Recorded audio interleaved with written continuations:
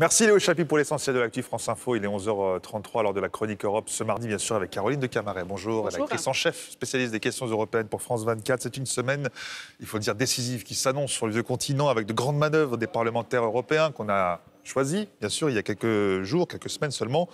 Semaine décisive, puisque ces parlementaires doivent négocier pour trouver une majorité et un programme commun. Oui, parce qu'on l'a dit quand même, on a un champ politique qui est chamboulé du côté de l'hémicycle européen. 751 députés, mais habituellement, il faut trouver une majorité et il suffit d'additionner généralement le Parti populaire européen et les socialistes et démocrates. Sauf que cette fois-ci, le PPE a fait 179 sièges, les socialistes et démocrates à peine 153. Donc le compte n'y est pas pour faire une grande majorité. Alors ce qu'il va falloir faire, c'est composer, et notamment, ils ont décidé de composer, non pas à 3 avec les libéraux, mais bien à 4 avec les libéraux et les Verts, pour avoir en quelque sorte une super majorité de 512 sièges. Alors ça laisse de côté effectivement l'extrême droite et l'extrême gauche, mais une très très large majorité qui est en train d'essayer de dessiner un programme commun sur le climat, l'économie, le social, le numérique, l'immigration, la défense. Donc programme de travail chargé, progresser pour le 17 juin, avant le sommet européen des chefs d'État et de gouvernement des 20 et 21 juin, pour dire voilà, nous on va dans cette direction du point de vue du Parlement européen, ça sera la teneur, la tessiture de notre législature. Simplement, ils sont fortement encouragés par une hausse de la participation, c'est europhile, puisque ce sont des partis globalement europhiles, mais on va mesurer si cela tient, puisqu'il y a en même temps cette course aux grands postes, aux hauts postes, qui sont aussi très importants, parce que ce sont aussi des postes exécutifs. Alors la droite du PPE, on l'a vu, voudrait bien imposer son chef de file, l'allemand, c'est l'allemand Manfred Weber, si je le prononce bien, mais elle est contrariée, cette droite. Oui, voilà. En 2014, on a instauré un nouveau système, c'est les Spitzenkandidaten, c'est un terme allemand un peu barbare qui veut dire en fait des chefs de file européens qui représentent ceux qui devraient rafler la Commission européenne s'ils arrivaient en tête. Alors, Manfred Weber, à la tête du PPE, le plus grand parti au Parlement, il est bien arrivé en tête. Sauf que, à la différence d'un certain Jean-Claude Juncker qui avait 221 sièges, il est à 179, donc il est arrivé avec une moins grosse marge déjà en tête. Et puis en plus, il est contesté en particulier par Emmanuel Macron, mais d'autres chefs d'État également, sur son manque de légitimité, puisqu'il n'a pas d'expérience ministérielle. Certains des chefs de la Commission européenne, le dernier en date, Jean-Claude Juncker, était Premier ministre pendant de très nombreuses années. Bref, ça va être très compliqué pour lui de composer. Si on regarde du côté du Conseil, il y a un petit peu moins de libéraux, il y en a 2 en moins, parce qu'il y a eu des changements en Finlande et au Danemark. Donc il a des supports du côté d'Angela Merkel, mais les libéraux disent nous on veut rentrer dans le jeu, comme il y a à distribuer plusieurs postes. Il y a la Banque centrale européenne, président du Conseil européen, il y a effectivement président de la Commission qui est très importante et président du Parlement européen. Ces 4 postes, eh bien, on essaye de trouver un équilibre et peut-être que ça va se faire sous le nez et sans Manfred Weber. Alors tous les postes, Caroline, sont renouvelés d'un seul coup.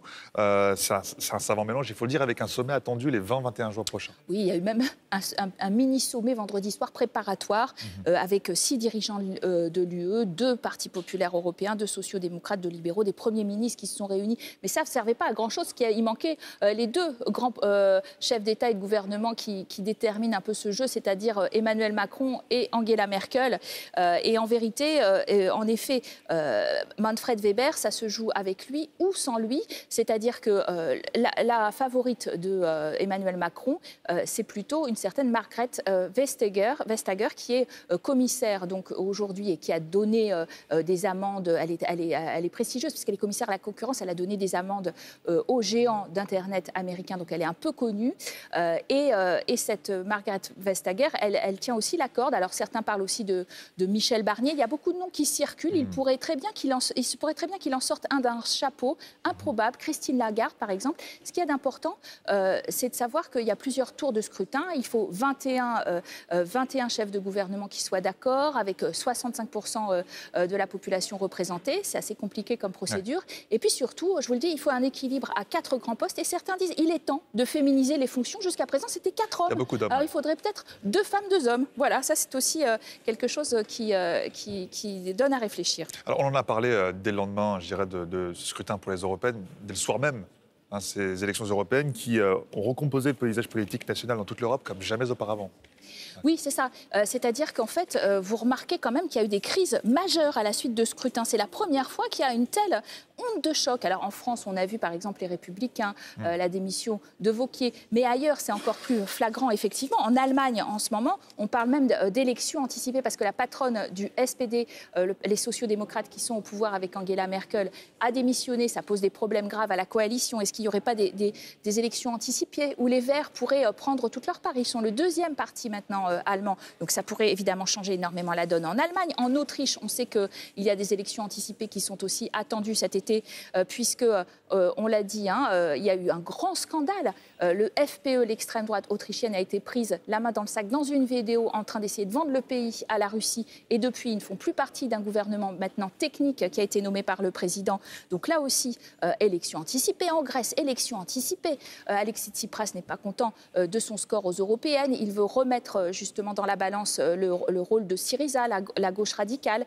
Et pour l'instant, il n'est pas donné gagnant devant la nouvelle démocratie, donc la droite qui pourrait revenir au pouvoir. En Italie, on voit bien que c'est parce que Matteo Salvini a obtenu des scores importants qu'il a défié un peu Bruxelles sur la question du pacte budgétaire. Donc vous voyez que tout cela produit des remous très importants et des crises politiques au niveau européen. Il y a aussi le cas de la Grande-Bretagne, il faut en parler, qui perturbe un petit peu le jeu de ces nominations. La Grande-Bretagne qui est en plein chaos politique. Voilà, une crise politique majeure avant les élections européennes qui a été renforcée après ces européennes. Pourquoi? Tout simplement parce que les Tories, le parti de Theresa May, sont arrivés en 5e position avec le plus petit score de tous les temps. La Theresa May a dû évidemment, vous le savez, laisser sa place.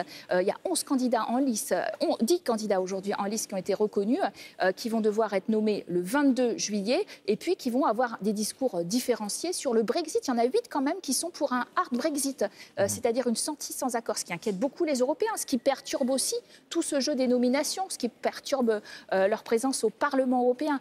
Bref, tout cela pour savoir que la date du 31 octobre, la date officielle du Brexit, pose problème et effectivement, ce cas anglais continue à perturber beaucoup l'Europe. Merci infiniment, Caroline de Camaret, rédactrice en chef Europe pour France 24. Restez avec nous.